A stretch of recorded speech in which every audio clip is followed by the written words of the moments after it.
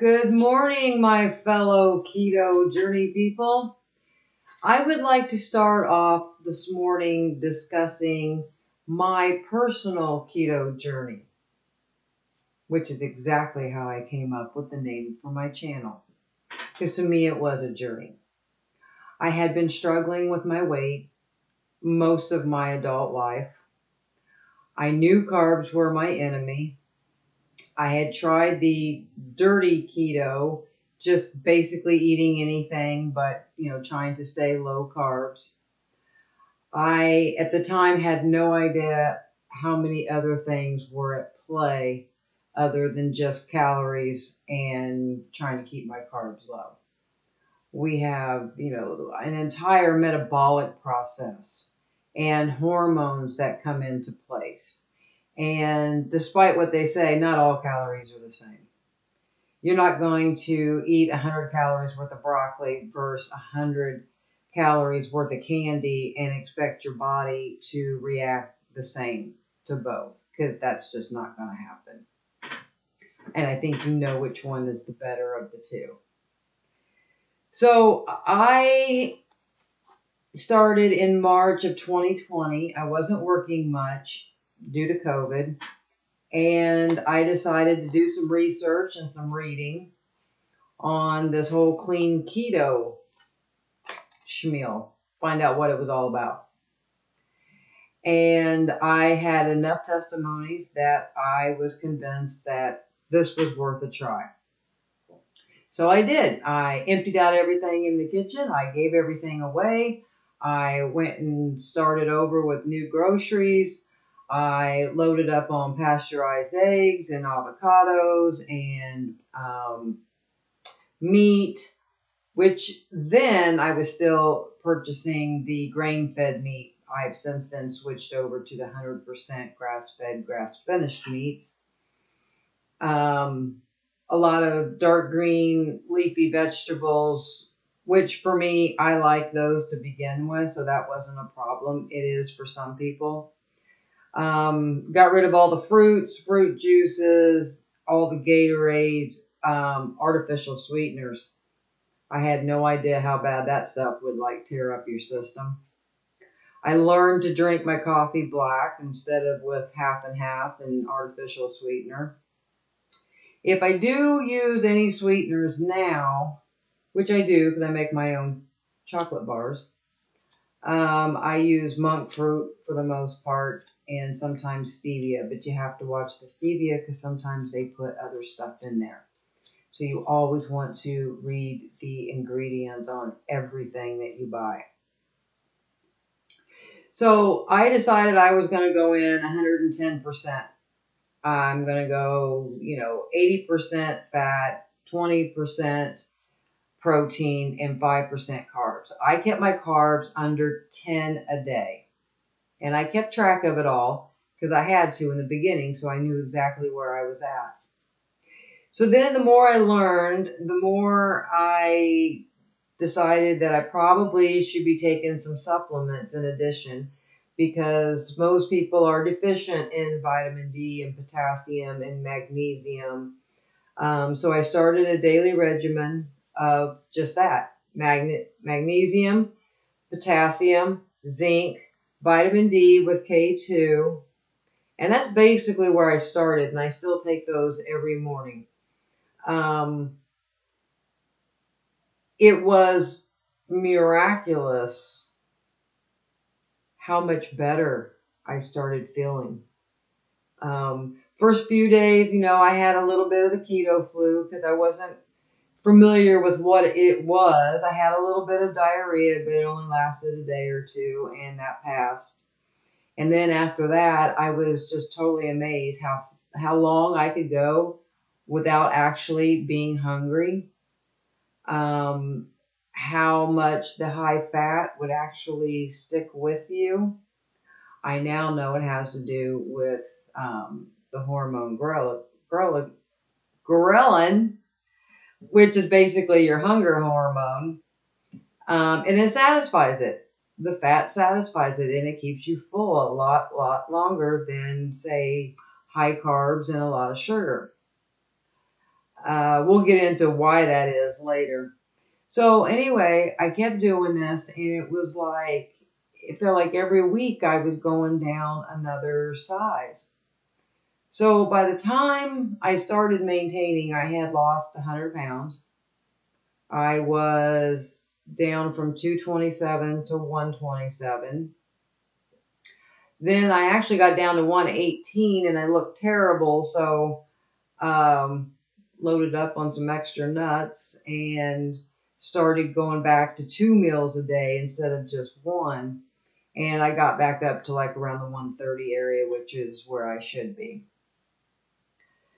So I got over the keto flu and kept on my regimen. I used to have a lot of lower back pain. It was gone. I used to have a lot of left knee pain. It disappeared. I had excruciating cramps that I would get in the back of both of my hamstrings at the same time in the middle of the night. I didn't know whether I wanted to cry or to scream. I mean, it just paralyzed me because you can't even walk it out when they're in both legs. I think the increasing of my potassium and my magnesium helped. I don't have those cramps at night anymore. I don't have the lower back pain. I don't have the knee pain. I don't have the feet pain. I don't have the ankle pain. And I'm sure a lot of that just has to do with the weight loss, but also switching over to what I'm now eating has also decreased the inflammation. And to me, it was the easiest, quote, diet I had ever tried, just because you don't feel like you're being deprived because you're still eating. I was eating 2 meals a day. The most important thing is no snacking. You do not snack. Even when you're first starting off, you do 2 or 3 meals a day, no snacks. That is like the number one tip right there. So I didn't feel deprived and I had all this energy. So I started walking and I lifted a little weights and I ended up going to the gym. But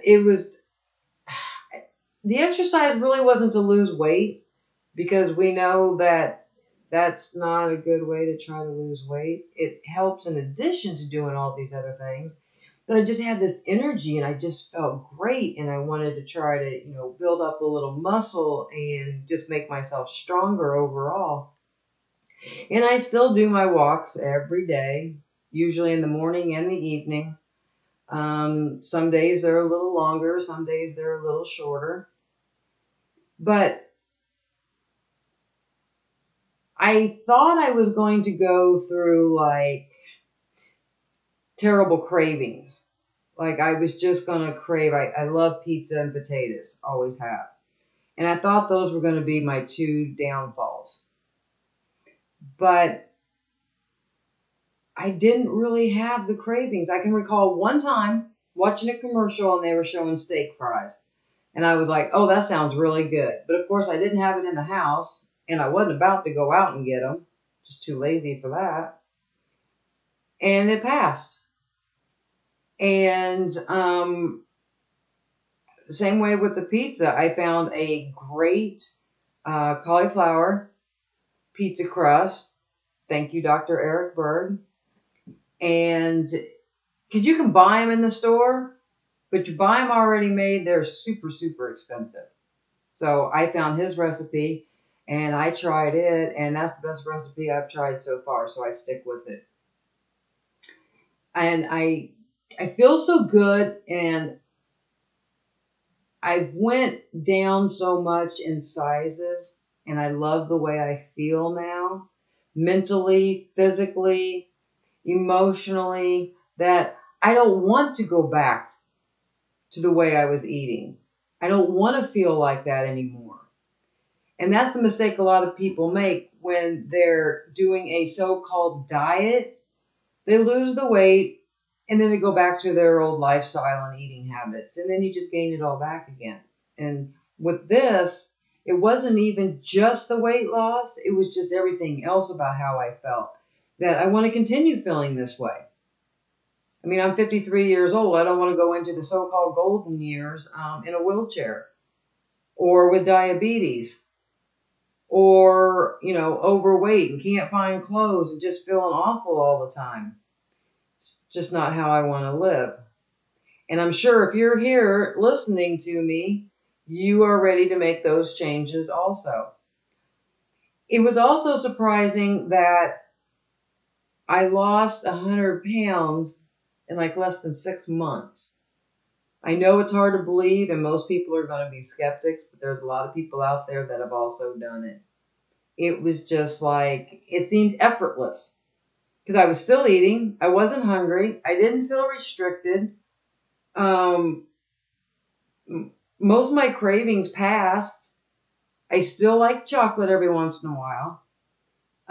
So usually I make my own with dark chocolate that's completely sugar-free, 100% cocoa, and I add the monk fruit to it, and I usually add some pecans or some walnuts, and then I let it sit, and voila, I've got a chocolate bar that I can eat without feeling guilty or without worrying about, upping my blood sugar sky high. In an upcoming video, I will talk more about the insulin and the diabetes connection that's running rampant in America right now, which is our true pandemic we have going on. But that's basically my story. And so I continue to eat healthy. I continue to do the clean foods. I get the 100% grass-fed, grass-finished meats. I do a lot of vegetables, a lot of salad, a lot of avocados. I don't do fruits.